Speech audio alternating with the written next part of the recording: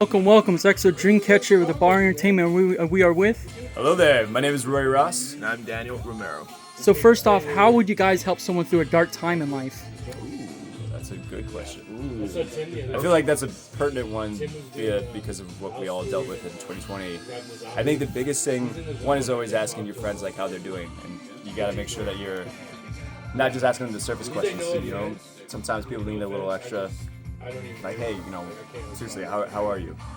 I think the other thing too is a lot of us don't realize that we all have potential to do amazing things, and sometimes it takes someone else's eyes to see what already lies within.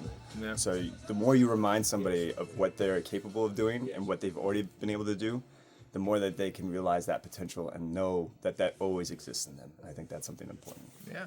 But also on the other hand too, that person who's going through the dark times, they have to be willing to accept help.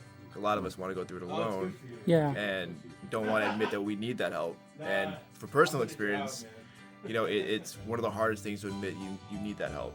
So definitely 100%. Have a friend. Make sure you have a friend that's willing to be there for you, but also be willing to have that help whenever you need it. And what would you say is your favorite Star Wars film? Ooh, Revenge of the Sith. Simple question. Next. Yeah. Revenge of the Sith is amazing. I'm definitely going to go see it when it comes back out here shortly. But for me, for personal reasons, it's got to be Episode 4, A New Hope. Long, short story, I guess. I love this story. When I was a kid, I grew up in a small town in Iowa. And I grew up on a farm. And I ended up contracting a rare fungus that put me in the hospital. And it was a very tumultuous event. Sorry about that. Yeah, it was crazy, man.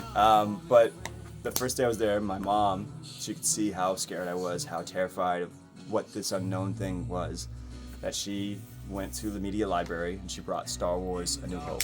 And seeing Luke's journey, seeing him also grow up on a farm, him overcoming the insurmountable obstacle of the freaking Death Star, gave me the hope that I was going to be okay. And so ever since then, that's the same hope and inspiration I want to give to people. And so forever more, Star Wars A New Hope will be my beloved favorite Star Wars movie. And what would you say was the most difficult scene to film? For myself, the most difficult scene was in season 3 when we did the what do you call it? It's not baptism.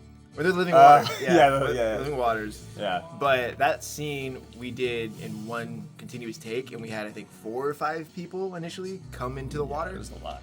And I remember we had to be there kind of at attention the whole time, and it was a super long day. But I had to hold one of the flagpoles. Yeah. And out of everything that they normally make that's like that's light and like out of PVC pipe or something that they can essentially swing around that's light, this one was super heavy. It was like out of metal.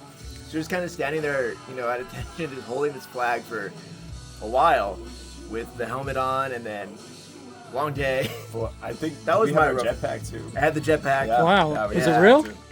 So for a lot of the guys, most of the jetpacks are actual real. It's like 10 pounds or so. For some of the ladies, they would give them the plastic ones, and they would be able to just easily take that off. But imagine you've got the jetpack on, that has its own weight of, again, 8 to 10 pounds. Then you've got the full armor set, right? That's going to be about another 8 to 10 pounds because you've got the chest plate, etc. And then you have to stand at attention, making sure you're looking nice and firm, like military-esque, and holding this pole and making sure it doesn't waver the whole time. So you're having to really go ahead and using your forearms, using your shoulders, and you're holding that for hours. Remember that time we were talking in the car about my sinuses being all messed up? Yeah. I'm pretty sure that happened on that day. With the helmet. Just in my helmet, just come on, just call cut. Yeah. It was rough. It was really cool that we were so featured.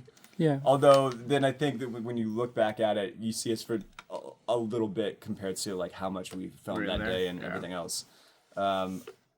Man, that's tough because I got to do. It was fun though. I was the Tusken Raider on Book of Boba Fett, and those costumes are a bit rough, but it was really cool to be on Tatooine, so I can't ever really say that was the worst. But being a stormtrooper, I think, was really tough at times because you can't really bend over too much. So you'd see a lot of people going like this, trying to release the strain on their back. Yeah. But that was rough, and then you'd have to get help to actually go to the bathroom and all that kind of thing. But I think filming in 115-degree weather and literally seeing people fall down because of just how hot it was. That's scary. That was probably the roughest. But hang in, and I remember I've talked about this before, but I was walking and I'm supposed to be calling Vader to come and say, hey, Kenobi's over here, where to find the path. And I remember walking, and all of a sudden, because it was so hot, the mold of my armor was starting to kind of like flex. Yeah. And my butt plate fell off as I was walking, and so then I kind of cheeking it because they yell cut. But yeah, there's some tough times, but at the end of the day, it's really cool to see how it impacts people in various ways. People who love Mandalorian.